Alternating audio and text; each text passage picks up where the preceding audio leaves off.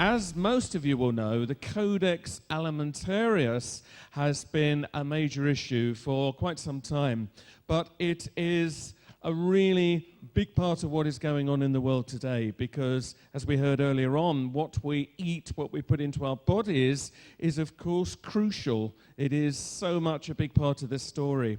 And increasingly, the legislations that are being introduced, and now latterly, courtesy of the Codex Alimentarius, are taking away choice. Up to now, we've had the choice. We can eat what we wish, take what supplements we wish.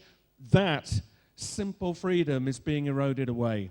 Now, as you know, the alternative view and those that work with it have really been trying to push this one out there.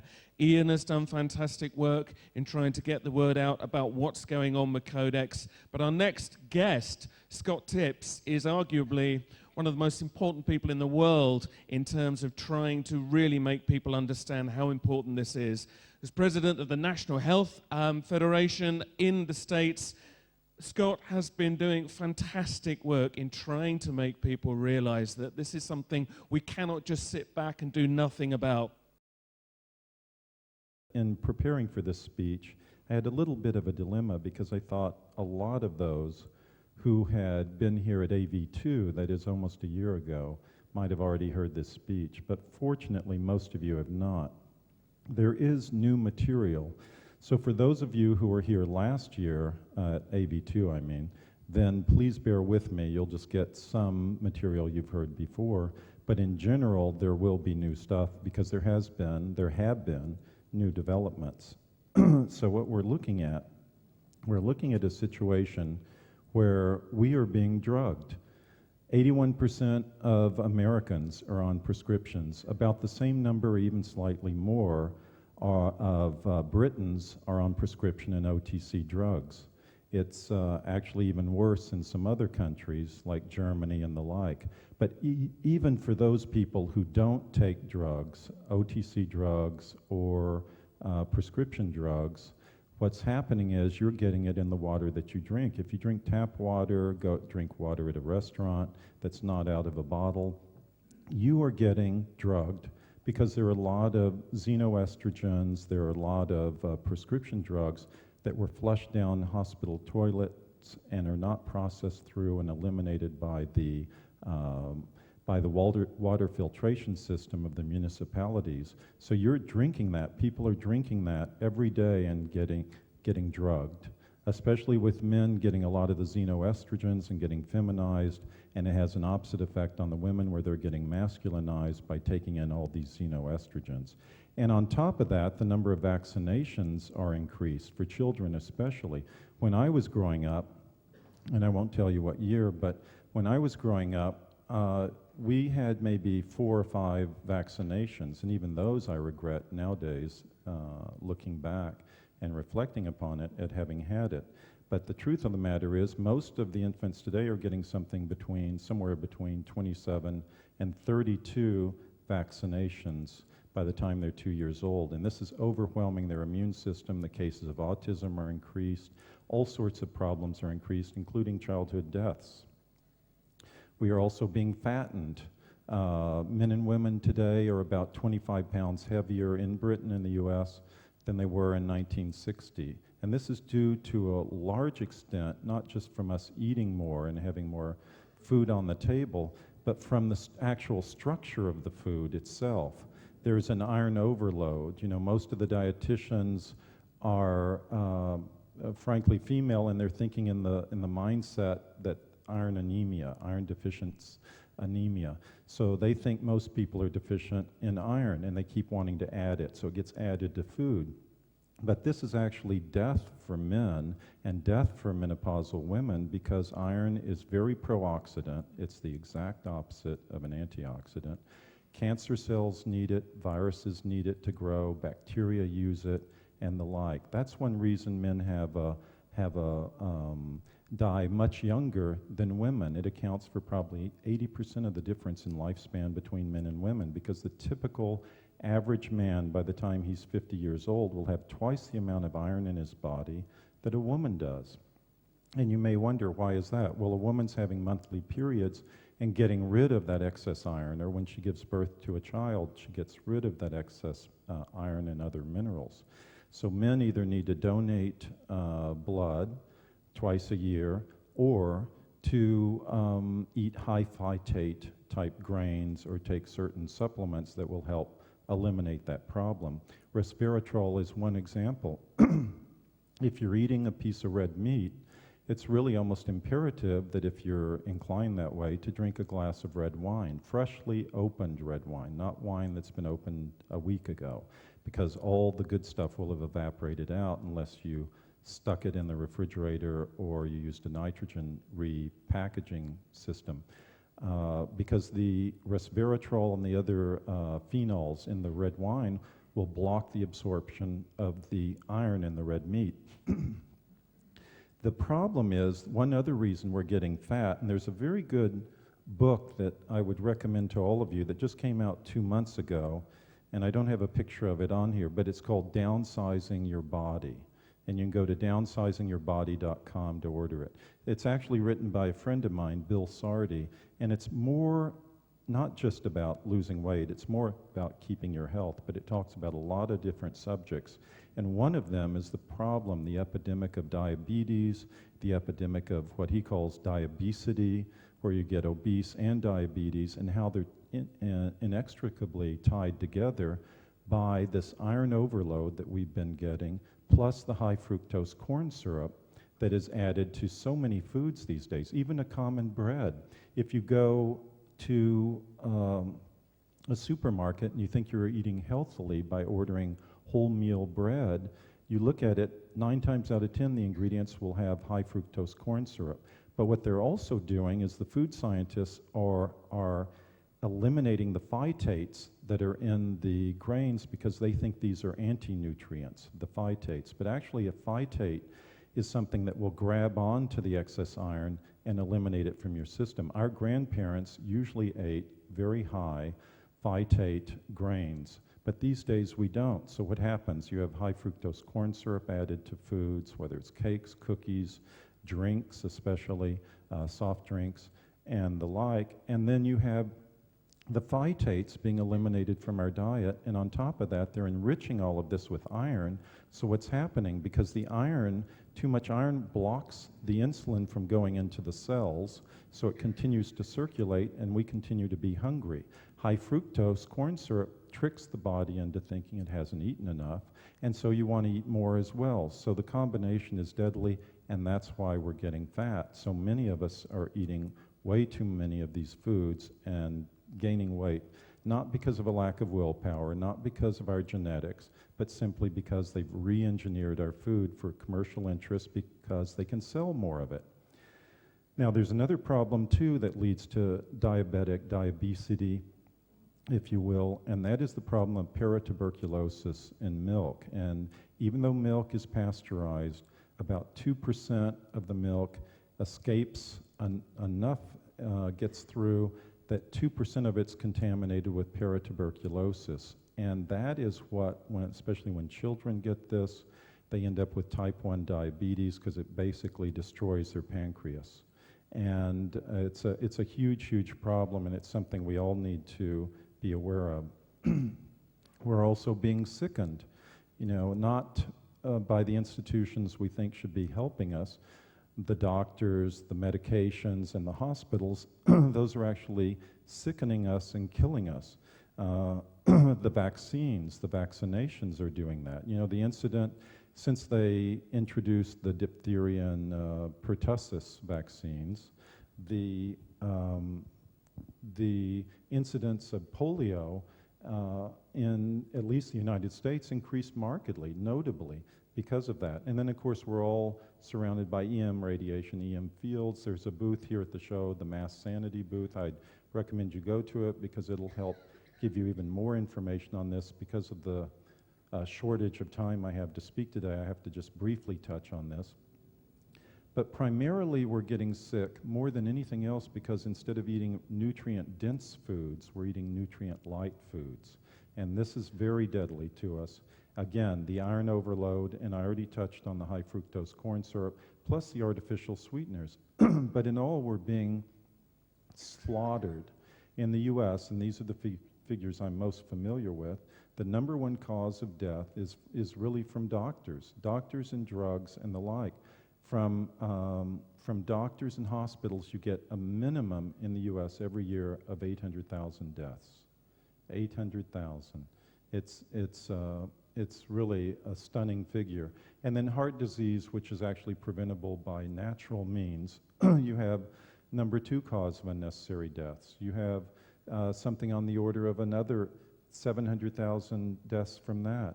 And then with cancer, which is very treatable actually, but we're limited by what we can do legally, you have another enormous number of deaths. So you have something on the order of, in the US, and you can just take the percentage of this applied to Britain and you can get that figure. In Canada, you would divide that by 10 and it would roughly equivocate to what the Canadian deaths are. But you have over 2 million deaths a year in the US that could be avoided, absolutely avoided. And the annual cost is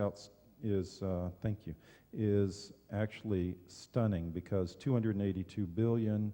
I think the only thing that surpasses that is maybe the Iraqi war and the Afghan war, but it's ridiculous. So we have a conventional approach that actually kills people. And what we have is, we have, like I said, 800,000 deaths a year from doctors. We have 127,000 deaths from drugs, and I'm talking about legal drugs, properly prescribed, properly approved by the FDA drugs, and these kill, on average, 127,000 Americans each and every year. Ibuprofen alone kills some 17,000 Americans a year. 17,000 just from this over-counter anti-headache medication. And even from foods, you have 5,000 deaths a year. That's from food poisoning, bad food, tainted food, and the like. Now, I don't expect you to really be able to read this. I always say that. But let me see if I have this. Does this work? Yes. Can you see that? So this is a chart, but what counts is not the words. I can read those to you. But what really counts is this curve. So you see this, and at the top it says your risk of dying relative to being killed on a Boeing 747 flight. Well, that's right at the mean, right there. But your chance here at the very top of dying is from dying in a hospital. That's the highest. The next highest is smoking. And then it goes down to prescribed drugs and the like. These are figures, by the way, from New Zealand, Australia, and the United States. So this is the most interesting part. So I want you to keep this all in mind, and I know this doesn't seem to have anything to do with Codex, but it actually has a lot to do with Codex. So right down here you see basically 3 columns, or 3 lines. So the lowest, your least likely chance of dying, the lowest is if you walk outside and you're hit by a meteorite. That's the lowest right there. You're very unlikely. Now, the one above it, I'm going to leave silent for the moment. The second one above it is your chance of dying from being hit by a lightning bolt. That's number 3. It's also your risk of dying from falling from a horse, from being stung by a bee, that sort of thing. So you may be wondering, what's in between those two? It must be something that's not very dangerous. Well, you would be right. That's your risk of dying from taking a dietary supplement, a food supplement, right there. You're only more likely to die by taking a food supplement than you are by being hit by a meteorite. So keep this in mind as we go through this whole process. You will see that a lot of money, a lot of time, a lot of trouble is being gone to by the authorities to control this very undeadly, virtually risk-free, but not entirely without risk. Nothing's without risk. Life is not without risk, but substance, and they're spending millions, billions of pounds, euros, and dollars to try to control it. And that's part of what we're talking about. Why are they doing this? Why would they want to do it? Well, it's because natural products are far safer than the 2 million deaths a year that you get in the US. And it's actually, the figure is probably higher than that because a lot of deaths the doctors are reluctant to attribute to drugs or medications. There are their own errors, of course. So during one study, during a 23-year period, there were possibly 10 deaths from supplement use in the US, and the wildest claim was 75 deaths. But again, it's far safer than riding a horse, the risk of being stung by a bee, certainly doctors, hospitals, or food even. So this is something to keep in mind. It's also something that is a threat to the conventional medical community and the billions of pounds that they earn every year from doing this. There are natural remedies that work. In the last year, those of you who are here, you heard me start off talking about GCMAF, which is a macrophage activating factor, that with one injection given each week for 30 to 60 weeks has had not a single failure in curing cancer, not one over an 18-year period. Everyone who got it was cured with no side effects. And yet you can't find that. It's not commercially available. And it also works for AIDS.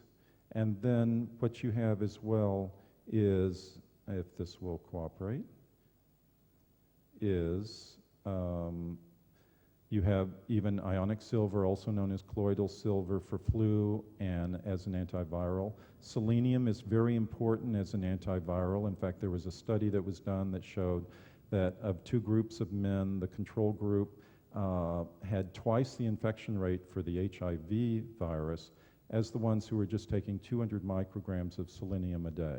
That's just one Brazil nut a day is 200 micrograms.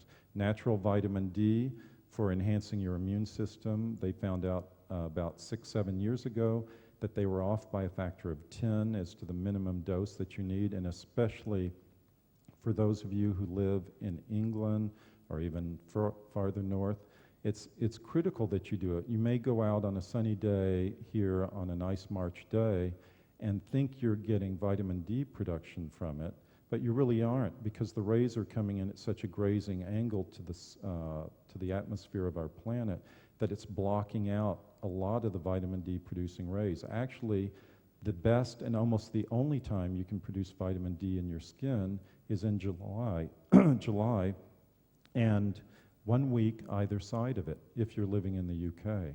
If you live in the Mediterranean, it'll be a slightly different story. But when you think about it, why does the flu season usually arrive in February? It's because you built up your stores during the summer, and then with each successive month, they gradually go down and down and down. By December, by January, they're virtually zero. And then you're vulnerable to viruses. When I was in the south of France last year about this time, I stayed with a friend who was very sick, and I thought, oh, my immune system's so strong I can handle it. And he wasn't too clean with cleaning his utensils and things like that, but I didn't want to be rude, and he had offered me a cup of tea and some other things, and I drank out of it, and I became sick with the flu. And but because I was fairly healthy, I hovered on the edge for 5 days, and then on the 5th day or 6th day, I forget now, I really fell so sick that first time in decades I couldn't even work. So I said, now's the time to break the glass on my super killer vitamin D, high potency vitamin D. So I went to the cupboard and I got the 50,000 international unit bottle out. First time, opened it up, broke the plastic off, took one capsule at 10:30 in the morning. By 1:30 in the afternoon, I was well. I could work. It was like I'd never been sick. I had a cough for a while, but that was it. And that's what vitamin D can do.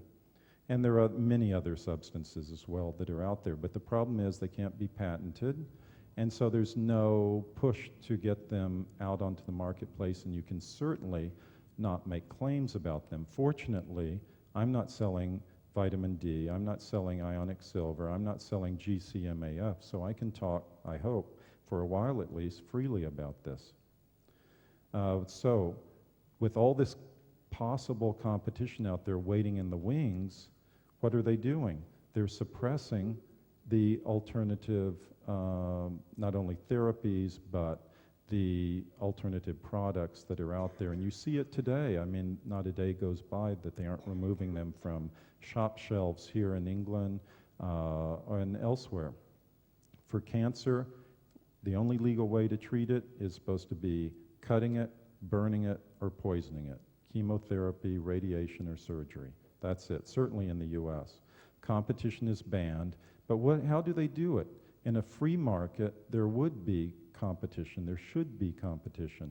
What they do is the time-honored tactic in Anglo-Saxon countries, and even other countries as well. They go running and crying to the government and ask for consumer protection. Oh, there are these quacks out there, these frauds, and we need to protect the public from this quackery. So the only thing that's been proven, because my friend Bob says it too, and we went to the same medical school, is chemotherapy. Well, of course, it kills people right and left. In fact, even one of the contraindications on chemotherapy is it causes cancer. It's a carcinogen, but they give it to you anyway. And you get a lot of peer pressure and family pressure if there are family members who have cancer to then do that. But what they do to just go the chemotherapeutic route, but what they do is they will actually, excuse me, they will actually go to the government, get laws passed, regulations enacted, and the like to protect their monopoly. And they see with all these natural products coming up that this is what they have to do. So more and more you will see this happening not only in the EU, but in the US and Canada and Australia and New Zealand and the like. And what they also use, their other little clever trick, is they will use what Noam Chomsky called manufactured consent. Well, on my flight back from the US to here, not directly here, I happened to stop in the airport shop on my way to run through all the security checks and all of that, and saw this cover, which is the vitamin scan.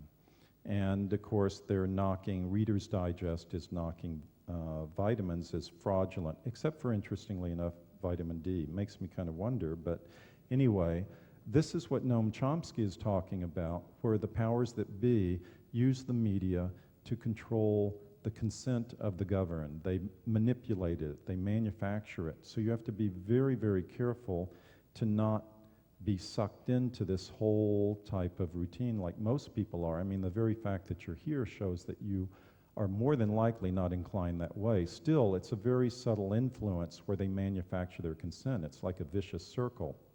So you have the governed, the elite, and then to keep control, they control the media, and they put out garbage like this. Now, the interesting thing, the big giveaway, is you take this magazine, you turn it around, and there's what?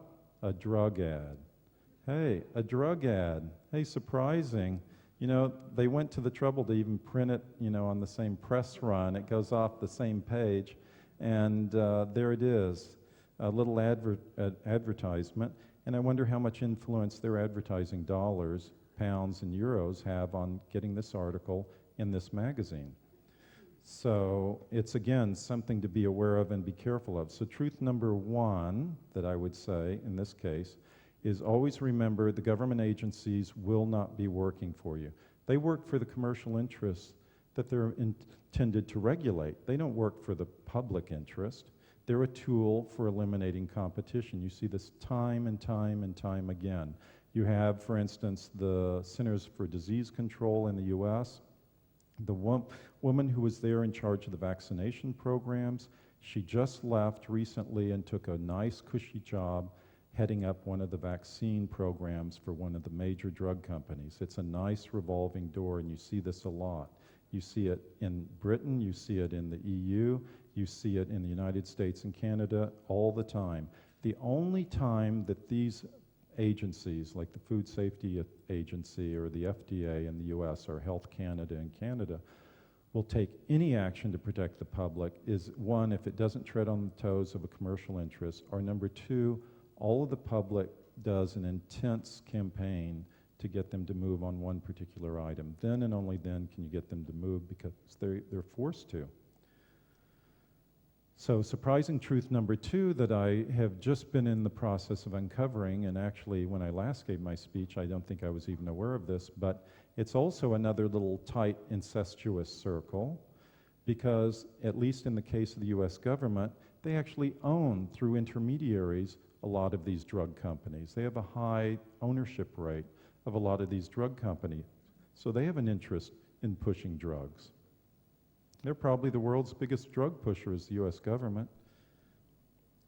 But what do we have? Now we get to it, of course. Codex Alimentarius, which is the ultimate prize to capture. Just think about it. Here you have all these drug companies. They lobby the US government, certainly the British government as well. Brussels, they're there. You can't walk without stumbling over them. And they spend in the US $6 million a day to lobby the US government and governmental agencies. But instead of having to go to all these many different hundreds of countries to lobby each agency, what can they do? Well, why not capture and control Codex Alimentarius? Now, for those of you who weren't here last year or elsewhere doing other things, probably far more important, but Codex Alimentarius is an international body that was created in the time frame of 1961 to 63 by the Food and Agriculture Organization and the World Health Organization, who are the two parents, to create an international body of guidelines and standards that all the adherents, all the members of Codex Alimentarius can adopt and use, and so have a consistency, because the actual goal of Codex, the stated goal, is fairly noble. It's to eliminate international barriers of trade, and to protect the consumer. Who could disagree with that?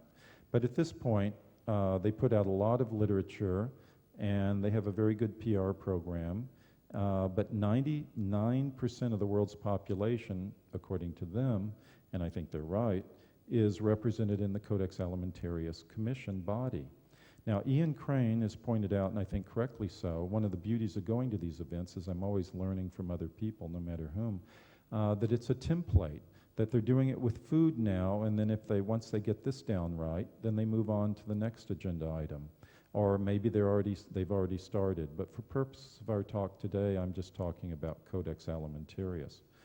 So what they have and what Britain has signed and what the British government has signed, what the European Union has signed, what the US has signed, and a bunch of other countries, are a bunch of treaties and executory agreements that bind all of us into the Codex process. It's a very, it's not just a single link, but it's a web of links that are very tough to unravel. What you have is you have the commission itself that meets in alternating years in either Geneva or Rome, because Geneva is the seat for the World Health Organization, Rome's the seat for the FAO. Back when we had our English chairman, he was chairman until just about a year and a half ago, he would go to the Geneva meetings and I would go to the Rome meetings. And now he's left, and so I'll cover the Geneva meeting that's occurring this year in July, late June, early July.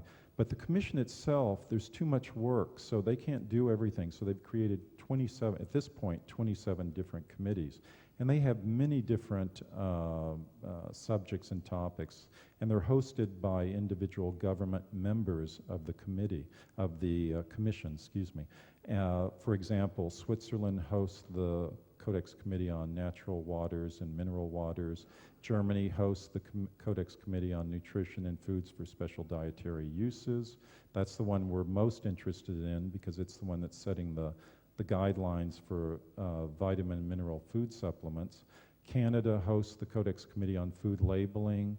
The Netherlands hosts the Codex Committee on Contaminants in Food. China hosts the Codex Committee on Food Additives. The list goes on, but you get a general idea of what it is. So you have these children who are the committees, and then the committees themselves have found themselves so burdened with work that what they do is they've spawned in turn the grandchildren, which are the working groups. And these usually just meet on a weekend, the day before the regular committee meetings, and they establish certain guidelines or excuse me, sort of a preview of a guideline that then goes to the committee. The committee then looks at it, and they'll usually adopt it, and then gets referred on up to the commission, and the commission will adopt it, and it really does just rubber stamp it at commission level. By the time it makes it to commission level, it's a foregone conclusion it will be adopted. It has to be something very unusual.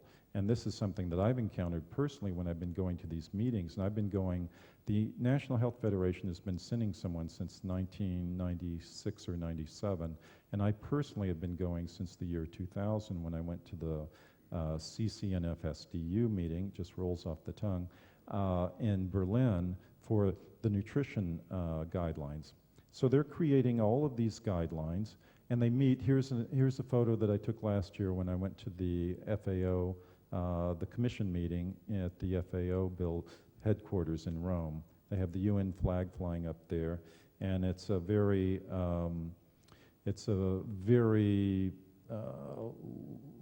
involved building with a lot of many mysterious areas. But this is the meeting place. This photo was actually taken 2 years earlier, and in 2007. And this is the way the delegates sit. Now, this is not entirely representative of the committee meetings, but I'm just trying to give you a feel for what a Codex meeting is like. So when you come away from this talk, you can really understand it more inside and not just reading words and the like. So at the podium up here, you have the chairman. In this case now it's a chairwoman. It's a woman from the FDA in the US. And to either side of her are the Codex staff, and then usually there's an attorney. There are representatives from the FAO and the WHO as well. And then you have the country member delegates. And keep in mind, these aren't people like you and I. They do have horns. No, they do come from their government bureaucracy, food bureaucracy, or drug bureaucracy. So it usually starts with Albania and goes alphabetically to Zimbabwe. And there will be the UK delegate in there, for example, and the like. But the UK delegate is usually silent because now, since you've transferred almost all of your authority and powers to Brussels, you have someone from Brussels speaking out for you, usually a Greek gentleman who knows Britain like I know the backside of the moon. And so he's speaking out for all of your interests because he knows and appreciates you so well. Then at the back of the room, actually usually it's in the back, but that's why I hate these meetings, on the side they put the INGOs, the International Non-Governmental Organizations, and that's actually the vantage point from which I took this photo. But see this gentleman here standing up in the white shirt, and looks like he has a mohawk, but he really doesn't. That's Dr. Rolf Grossklaus, who's the former, he just retired last year, chairman of the committee that was the most important to us, the Nutrition Committee hosted by Germany. And he's sitting there. All the committee chairmen and chairwomen are required to attend these meetings. And then they speak out on things, and then the INGOs who are accredited, like the NHF is, we can speak out. And then up in sort of the nosebleed section is the public. If you wanted to go, you could actually go to one of these meetings and sit up there, but you couldn't speak out.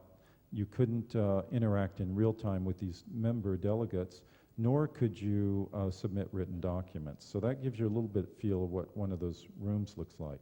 Now, I've already talked about this part, the Codex attendees. So the chairman, who's selected by the country that is the host for that particular committee, will select the chairman, except for the Codex Alimentarius Commission, in which case that's selected by the votes of the delegates. It's the only time they actually vote, because usually decisions are made by consensus. There's no real voting that goes on. The national governments, again, bureaucrats. They wouldn't know health freedom if it bit them on the rear end. INGOs, 85–90% are trade organizations. The International Dairy Federation, the World Sugar Research Council, that sort of thing. For the food supplements industry, it's the misnamed International Alliance of Dietary Food Supplement Associations. And it's supposed to represent all the health food store interests and the manufacturer's interests, but what I've found is they're just as much in bed with all these bureaucrats and the others as anyone else, and they don't represent your interests, I can guarantee. I've been in knockdown, drag-out fights at these Codex meetings with these people. In fact, so much so that when I was arguing and the South African delegate, we were the only ones arguing at the 2004 Nutrition Committee meeting in Germany, in Bonn, Germany, against the adoption of the vitamin mineral food supplement guidelines that would dumb down and take away a lot of the supplements we have. At one point, the IADSA representative came up to our table where we were seated and said, "Stop it, you're ruining everything, you're ruining everything." Because see, what they want is they want the Fred Flintstone kind of vitamins, the Me Too vitamins that will never help you, and supplements that will never help you, to be freely sold throughout the world. You know, no barriers, every store can carry them. But the real competition, the high potency, the exotic ones that will really help and heal you, they don't want to see, they don't care about. They're the orphan children that they just soon leave on the curb and kick under the bus at the first chance, and that's what they're doing at these meetings. You do, like I said, have members of the press, public, and the press, but almost never the press. So again, as I mentioned to you, supposedly a noble concept, but in actuality, it's a very elitist, top-down driven agenda controlled by corporate interests who meet ahead of time, decide what's going on there. Very much pro-drug, very anti-natural remedies, anti-supplement. They think supplements, and again, that's why it was so important to show you that chart before. Keep in mind how safe supplements are, no matter what the press might lead you to believe.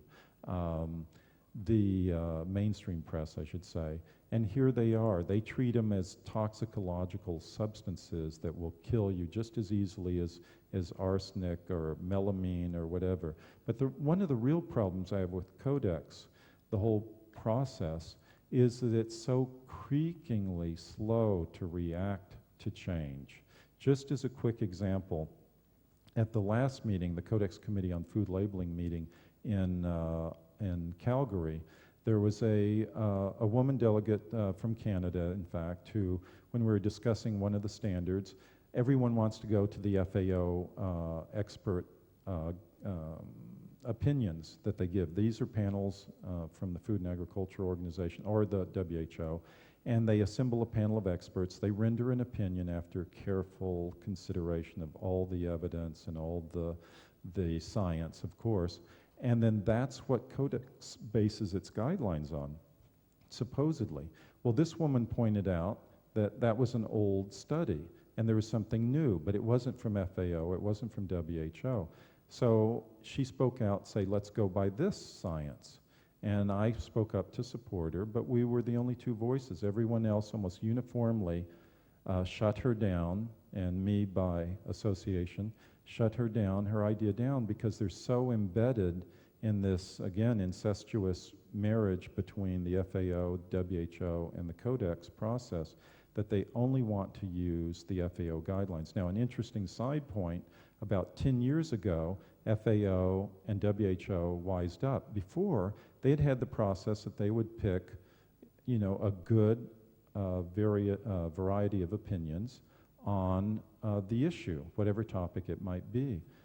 But now they've decided, oh, we know what the results should be, so we're going to cherry pick whom we want. So we have Bob over there who will, you know, support our view, and then Sally over there who will support our view, but not Henry, you know, he doesn't like our view, so we'll leave him out.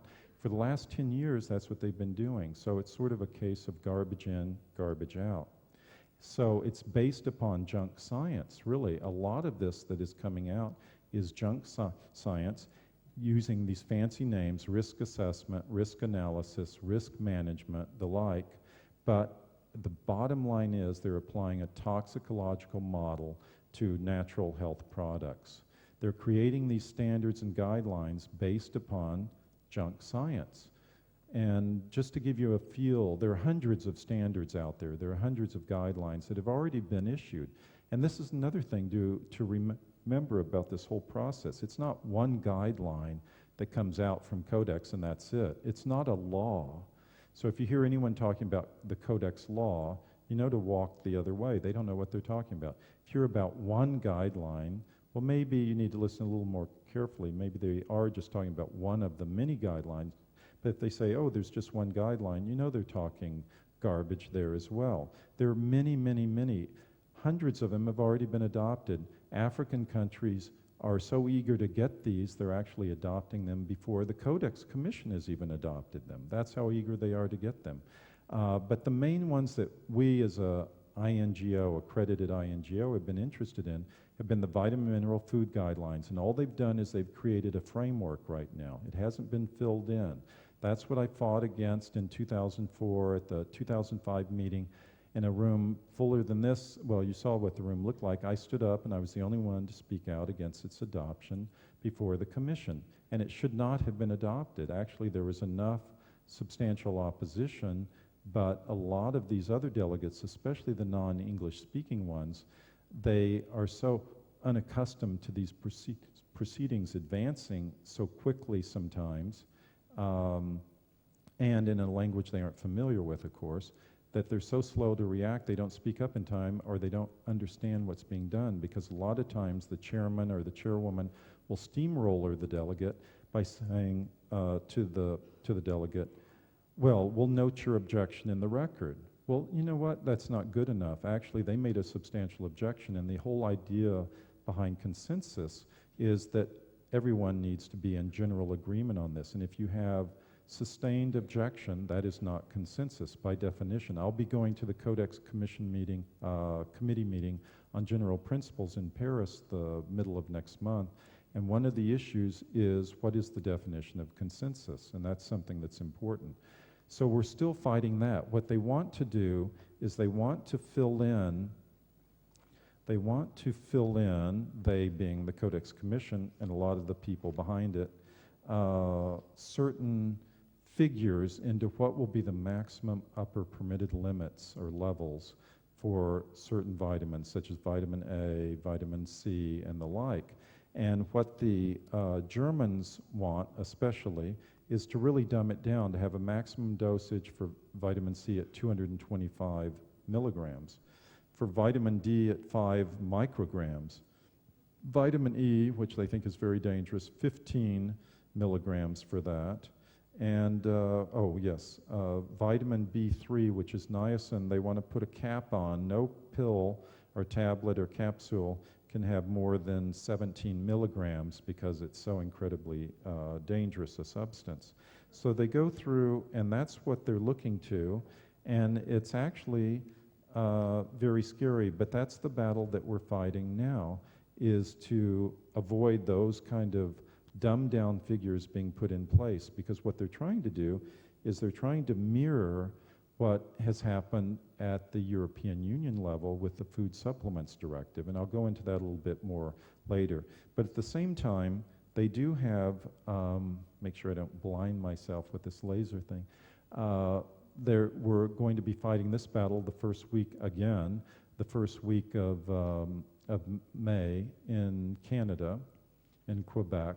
There will be another meeting, and there's a big dispute between the European Union and the third world countries and us on the one side, and then what I call the grain exporting countries, Canada, the United States, Mexico, Argentina, and then you throw in Australia and New Zealand, who are the grain exporters who don't want their grains to be labeled as GM foods because they want to keep the consumer ignorant. In fact, the US delegate told me to my face, after I'd argued so hard on this point that it needs to be labeled so the consumer can be informed, she responded to me, not on the floor, but during a break, she responded to me, Scott, the consumers are too ignorant to understand the difference. They won't know, and they can't make an informed choice by having it on the label. They'll make the wrong choice. So that's the issue that's coming up. And again, I know it's insane, and is the aspartame and, as you would say, aluminum, food additives, and the like. This is at the Codex Committee on Food Additives in China. But the one that kind of interests me right now, because this battle has already been lost, quite frankly. Their approved food additives will be very soon. I was the only one to speak out against it at the last Chinese meeting. The delegates clearly didn't want to hear what I had to say on it. They think aspartame is perfectly safe. Melamine is the latest issue, but I think this is one we can make a difference on. There's a meeting in Turkey coming up the last week of April, and we intend to renew the fight. At the last meeting, which was held, again, this is the committee that meets usually in the Netherlands, but occasionally they'll farm out these meetings to third world countries, not that Turkey's third world, but they want to argue that there should be an acceptable limit of melamine in foods. Now, I don't know how many of you know about the melamine problem, but several years ago, there was the problem of contamination of pet products, pet food, dog and cat food, and it killed a lot of cats and dogs in the United States and Canada because manufacturers in China had discovered very cleverly, hey, we can lower the cost of production. You know, it has to have a certain amount of protein content, and it's always tested, but we found this marvelous substance called melamine that mimics, in the test, protein. So we add that in, and it costs like nothing. And we don't have to use expensive protein, and it bumps up the testing results, so it looks like it's a high-protein dog food or cat food. And by the way, they added this to infant formulas later as well. And they were killing off dogs and cats by the thousands because they were eating this. So this is something that is man-made, is man-added. It's not like arsenic that's naturally occurring in the soil. For that kind of thing, you really can't avoid it. You have to have an acceptable limit. You just set it as low as you can that makes it practicable. But these morons, they want to set an acceptable limit for a man-added ingredient. It should be 0. So at the last meeting, that's what I argued, and they were dumbfounded that anyone wanted to argue that. Well, since then, we've been corralling support to then oppose it at this next meeting because they put it on hold. But that's the kind of mentality that we go up against, and it's very typical because here was a cartoon that was done that shows a lot of the vitamin manufacturers, like I was mentioning, that are represented by IADSA, they fall into line with this sort of mentality. They think this is great because it's science-based. You know, it's sort of like holding a crucifix up, you know, oh, everyone's supposed to suddenly bow down because this reflects, you know, some unquestionable authority. And in this case, now science has taken the place of religion in many ways. So if there's science-based upper limits, a lot of these vitamin manufacturers are saying, oh, that's great. But what they don't realize is it's going to come and bite them in the rear end very soon. So this is something that we noticed at this meeting being the last meeting of the Nutrition Committee in Germany, in Dusseldorf, and that was the first week of November. So I went on behalf of the National Health Federation to attend this Codex Committee meeting on nutrition and foods for special dietary uses. And the funny thing was, here's what the hall looked like. It was a very long and narrow one, and somehow I ended up way at the back. But what they do is they project on the screen, just like we're doing here, the text of the copy that's being discussed. It's very useful, and then the person who's speaking. And so when you speak out, the other delegates can easily see who's speaking and then respond. So during this meeting, there was this document, I should really say during a break of this meeting, that I read, and just before it was to be discussed, fortunately, and I was very incensed when I read it. It's really just a 2-page document. I'm only showing you one of the pages, and it has this typically Codexian title, Proposed Draft Additional or Revised Nutrient Reference Values, NRVs, for labeling purposes in the Codex Guidelines on Nutrition Labeling. It sounds like you would fall asleep while reading it, and maybe some of you even did, but it was a very important document because these are the NRVs, nutrient reference values. These are kind of like souped up RDIs or RDAs, recommended dietary allowances. When you look at a label on a bottle, most people, the average consumer, won't care about the weight amount. 60 milligrams, that means nothing to them because they haven't studied nutrition. They don't know whether you need 60 milligrams of vitamin C or 6,000 milligrams of vitamin C. They don't know. What most consumers will look at, and this has been shown by studies, is they'll look at the percent. Oh, 60 milligrams is 100% of what I need, so I can just take one of these or drink this, Red Bull drink, and it has, 60 milligrams of some vitamin C in it, and I'm done for the day. Let's go party.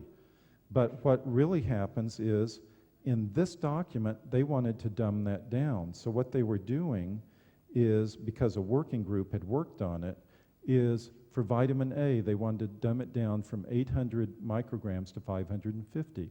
For vitamin C, you know, if you smoke a cigarette, you destroy 60 milligrams of vitamin C. Well, that's what they're considering to be 100% of your NRV. They wanted to dumb it down to 45. They wanted to knock niacin down from 18 to 15 milligrams. Magnesium, which is very important, most people don't get enough of. They get plenty of calcium, very little magnesium. 300 milligrams, they wanted to chop down to 240. So I said, Costa Rica spoke up first at the meeting and said, well, we don't think the vitamin A level should be that high. And then that low, excuse me, it should be left where it is. And then silence, that's it. And it was very clear to me, because they always let the countries speak first, that, and then the INGO second, I had already pushed the button at that point to be recognized. And the chairman called on me, which told me that there was no other country that thought it was important to even discuss this document. I was amazed. So anyway, I spoke up next. I said, this is a public relations nightmare and will be for Codex, because I knew the chairman would be very perturbed by that, because he's always has been, the gentleman you saw standing in the picture before, he's always been concerned by the public image of his committee. And I said, it will make us the laughing stock of the world. And then I launched in the reasons. These numbers should be raised, not lowered, and a lot of the reasons I mentioned here. So then my turn ended. Then the Australian delegate spoke up, and she said, well, these lowered amounts give us just an extra degree of comfort about the safety of the product. And I couldn't, so then I pushed my button again, and I addressed that. And we went back and forth with just me against the world, basically, until at one point the Iraqi delegate, believe it or not, spoke up and said, I support what the NHF has been saying. So that was thanks to the Iraqi delegate. And then it continued on, but the chairman, I could see, was getting more and more exasperated, till at one point he said, I don't know if we have consensus here. I think we ought to hold this document back. So of course I punched my button again and was recognized and said, brilliant idea, Mr. Chairman, yes, let's hold this document back. It doesn't need to go forward. Then other lights went up as Australia, Canada, and other small thinkers said, no, we need to advance this and get it into the pipeline so it can progress. But then fortunately, and bless their hearts, the Indian delegate, their timing was impeccable. They punched their button, they were recognized, they said, we agree completely with the comments of the National Health Federation. This document must be held back. There's no question about it. And that was all the chairman needed. He went, it will be held back, no consensus, and boom, that was it. And so we won a very nice victory there that we'll have to fight again next fall, but in Chile of all places, but when the committee meets there. But it is a sign that things can be turned around and can be changed. Thank you.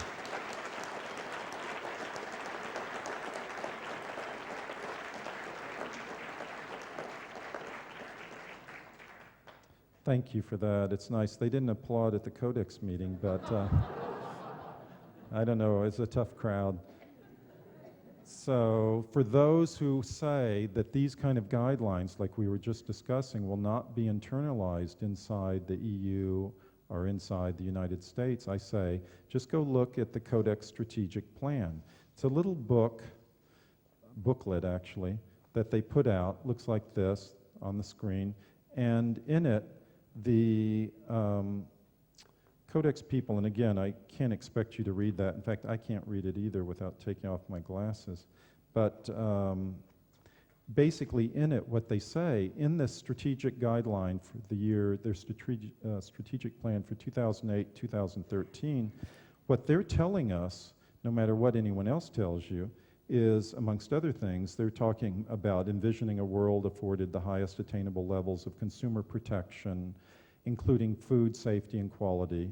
To this end, the Commission will develop internationally agreed standards and related texts for use in domestic regulation and international trade in food. So right here, they're telling you what their agenda is, right here.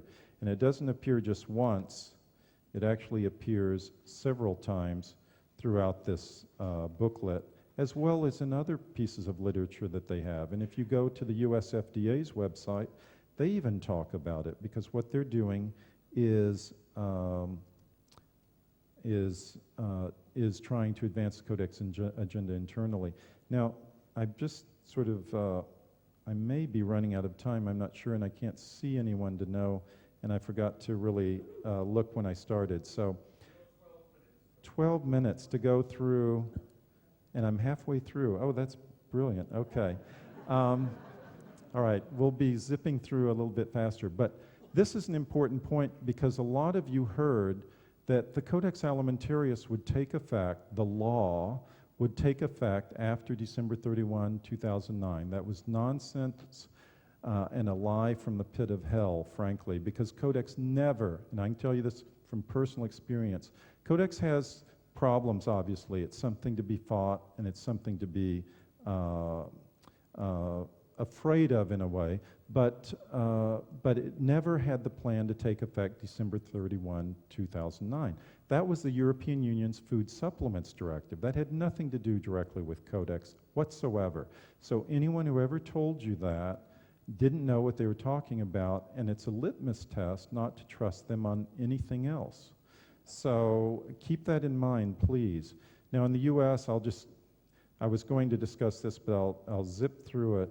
The McCain bill is the current thing. Fortunately, he's just withdrawn from this. This was an attempt to impose an EU-style positive list of food supplements in the US, but he got so much heat that within a month of introducing the bill, he withdrew his own support for his own bill.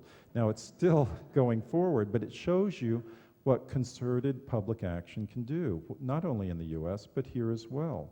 It's just a little tougher for you, because now you have to go to Brussels, because basically, forget it here in London, they have very little power these days. Obamacare, you hear a lot about it. Let's make the United States more like Britain, France, Germany in terms of universal health care. Again, noble words, but when you look at the fine details, you see the exact opposite. All it's going to do is enshrine the current medical mafia monopoly and extend it and give them guaranteed customers backed by guns, police, and fines and prison. That's how they like to do things. Whips and chains, and that's it. No medical privacy, death councils that will decide who lives and dies amongst the elderly, drug and orthodox medicine oriented, no real choice, and there's no way to pay for it. It'll break. I mean, the US is already broke, but it will absolutely put them under. But the real secret is that it's a way, because the benefits of this disease care system reform, it will not take effect for 3 years, but the taxes start immediately.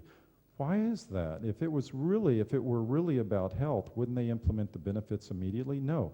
They need the money so desperately to keep themselves in power. They want all that tax money from one of the largest industries in the United States, the healthcare industry. They need that to help fund their little pet projects and keep them in office until the next election cycle.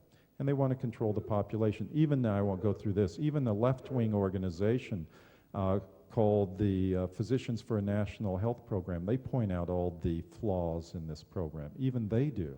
And they're calling for a national health care program.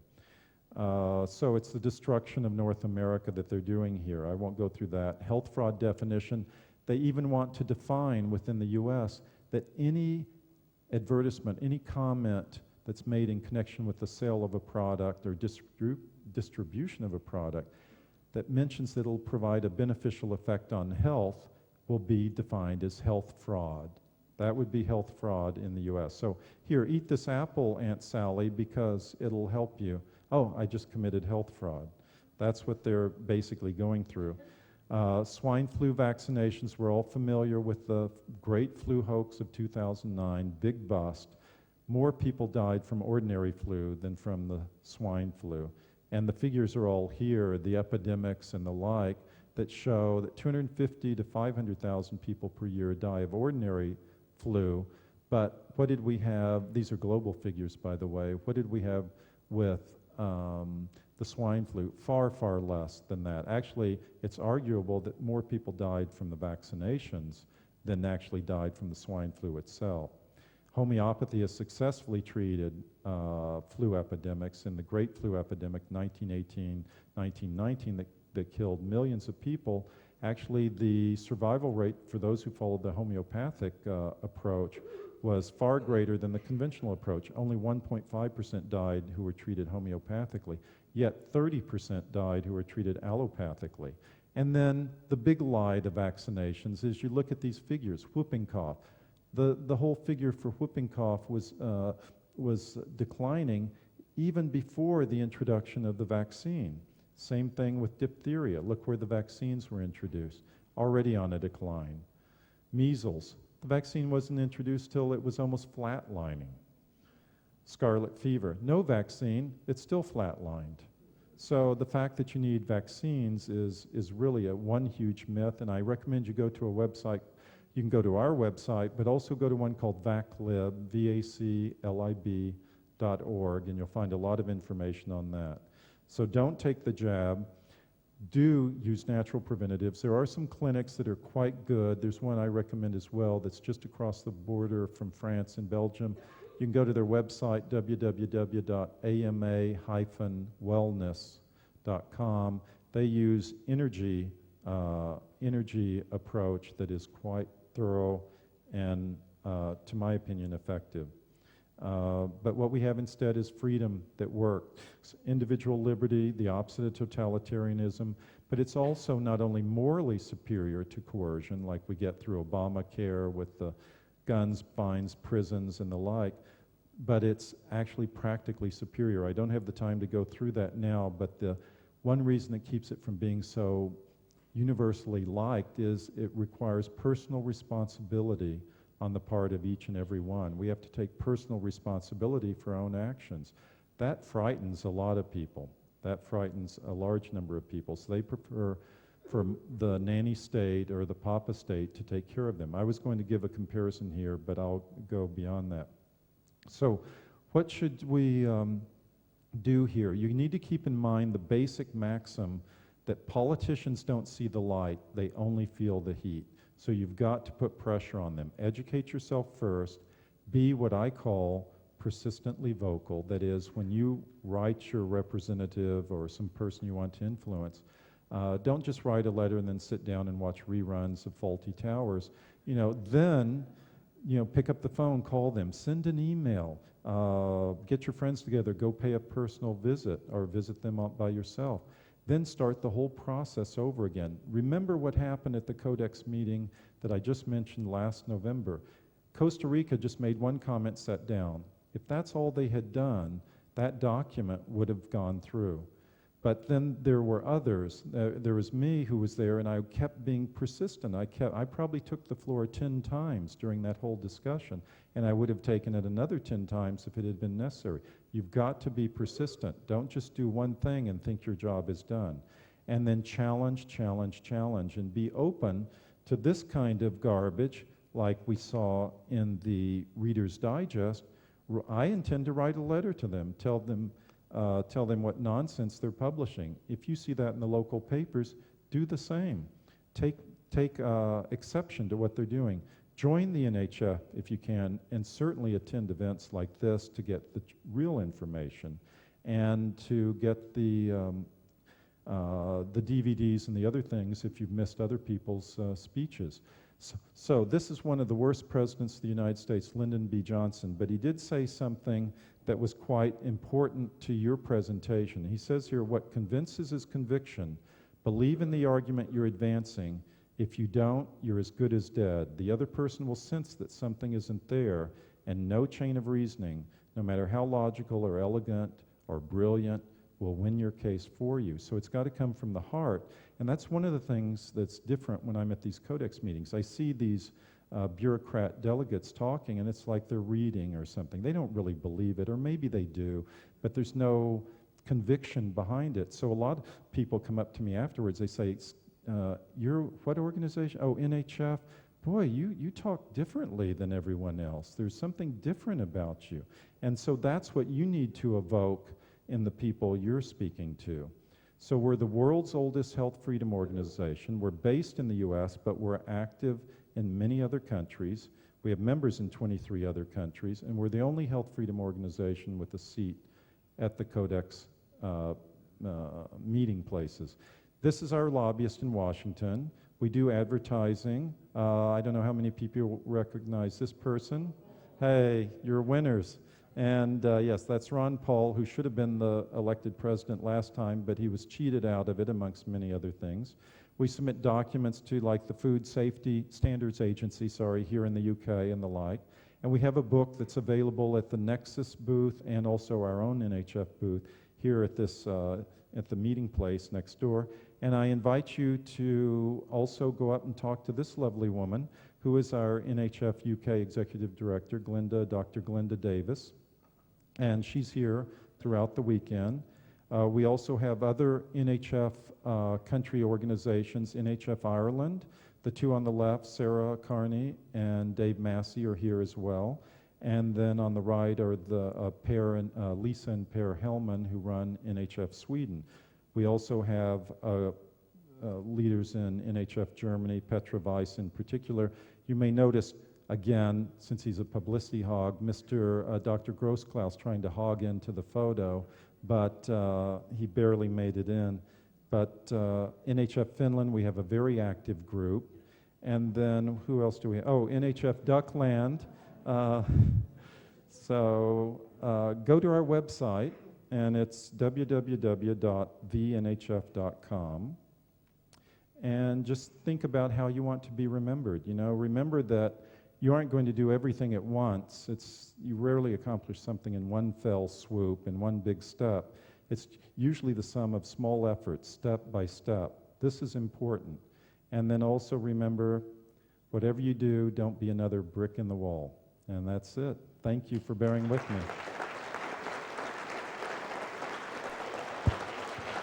Scott Tips, thank you very much. Thank you. Fantastic. Thank you. Thanks. Proof that action does work. Thank you, Scott. Thank you. Brilliant.